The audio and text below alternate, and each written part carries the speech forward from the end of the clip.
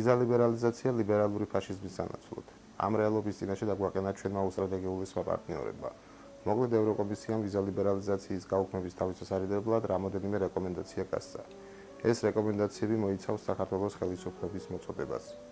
პირველი, გააუქმონ უცხოური გავლენის გამჭვირვალობის შესახებ კანონი, რადგან NGO-შნიკებს უკვე მოშივდათ.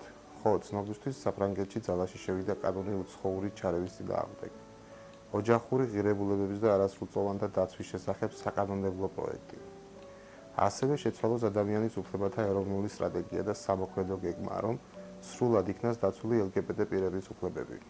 ესე იგი, ჩემოძვირფასებოდ, რო გვაქვს აგვისტოს ბოლომდე, ანუ აგვისტოს ბოლომდე რომ არ დავკარგოთ ეიფელის კოშკთან ფოტოს გადაღების შანსი, თბილისში უნდა მოვარტყათ კაი პიდარ პარადი. აი ისე, რომ ამსტერდამსაც რომ არ ახსოვდეს ისტორიის მანძილზე. ცნობისთვის აღმოსავლეთ ევროპის რამოდენიმე ქვეყნება უარი განაცხადეს LGBT პრაიდებზე და ერთსქესიან დაქორწინების დაკანონებაზე. მაგრამ ისინი უპრობლემოდ მიიღეს ევროკავშირში, მათ შორის პოლონეთის, რომელიც გვერდჩის და მოთავეა ამ ბინძური კამპანიის.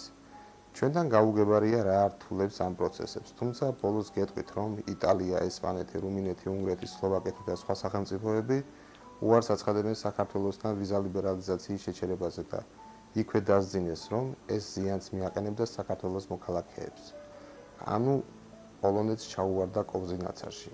თქვენ კი არ დაგავიწყდეთ არხის გამოწერა.